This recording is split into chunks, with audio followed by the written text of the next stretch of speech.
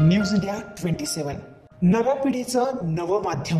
25 November रोजी नितीन सुगंधी यांनी पत्रकार परिषद घेऊन अशोक कटारिया नाशिक आणि भारतातील अग्रगण्य उद्योगपती यांच्याविरुद्ध शेतकरी म्हणून पुरावा नसताना सिन्नर तालुक्यात शेतजमीन विकत घेतल्यामुळे तसेच तहसीलदार सिन्नर यांनी मे 2022 मध्ये अशोक कटारिया यांच्या मालकीच्या शेतजमिनी सरकार जमा करण्याचे निराधार आरोप लावले असून अशोक कटारिया यांचे विपरीत हेतूने जाहीर बदनामी केली आहे। याबाबत विविध वृत्तपत्रांमध्ये आणि विविध इलेक्ट्रॉनिक माध्यमांमध्ये अशोक कटारिया यांच्याविरुद्ध बदनामीकारक मजकूर प्रसिद्ध करण्यात आला आहे।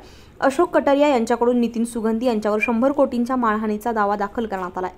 त्याचप्रमाणे नितीन सुगंधी यांनी कुठल्याही माध्यमांसमोर किंवा वृत्तपत्रांसमोर अशोक कटारिया यांची बदनामी होईल आणि अन्य प्रकारे प्रसिद्ध करण्यास मनाई करण्यात आली आहे।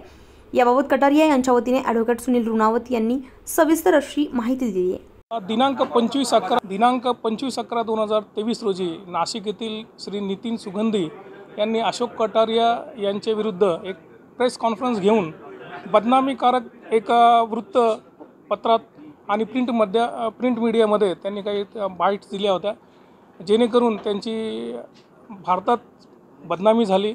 त्यामुळे अशोक कटारिया यांनी नाशिक येथील सिव्हिल कोर्टात अब्रू नुकसान भरपाईचा 100 कोटीचा एक दावा दाखल केलेला आहे।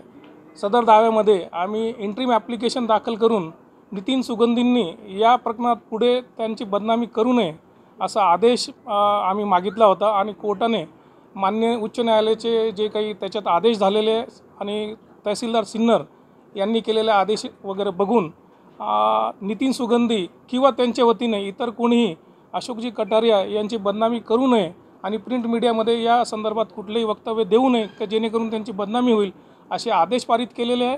आणि श्री नितीन सुगंधी यांना नोटीस काढून त्यांना 12 जानेवारी 2024 रोजी कोर्टात हजर होऊन त्यांचे जे काही म्हणणे आहे ते मांडण्याचे आदेश केलेले आहे। न्यूज इंडिया मराठीसाठी हेमंत काळमेकसह अश्विनी पुरी, नाशिक।